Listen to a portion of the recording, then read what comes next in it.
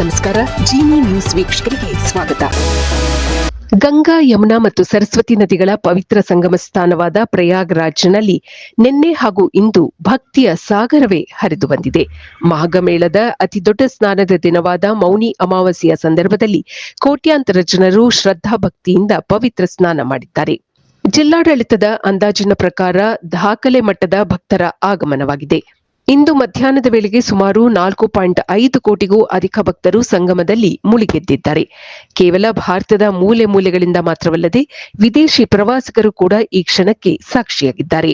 ಮೌನಿ ಅಮಾವಾಸ್ಯೆಯೆಂದು ಮೌನವಾಗಿರುವುದು ಮತ್ತು ಪವಿತ್ರ ನದಿಯಲ್ಲಿ ಸ್ನಾನ ಮಾಡುವುದು ಮನಸ್ಸಿನ ಶುದ್ಧಿಗೆ ದಾರಿಯಾಗುತ್ತದೆ ಎಂಬ ನಂಬಿಕೆ ಇದೆ. ಭಕ್ತರು ಮುಂಜಾನೆ 3 ಗಂಟೆಯಿಂದಲೇ ಹರ ಹರ ಗಂಗೆ ಎನ್ನುತ್ತಾ ಜಲಪ್ರೋಕ್ಷಣೆ ಆರಂಭಿಸಿದ್ದರು. ಉತ್ತರ ಪ್ರದೇಶ ಸರ್ಕಾರವು ಸಂಗಮಕ್ಕೆ ಆಗಮಿಸಿದ ಭಕ್ತರ ಮೇಲೆ ಹೆಲಿಕಾಪ್ಟರ್ ಮೂಲಕ ಹೂವುಗಳನ್ನು ಚೆಲ್ಲುವ ಮೂಲಕ ಸ್ವಾಗತ ಕೋರಿತು. ಇದು ಮೇಳದ ಅಂದವನ್ನು ಮತ್ತಷ್ಟು ಹೆಚ್ಚಿಸಿತು.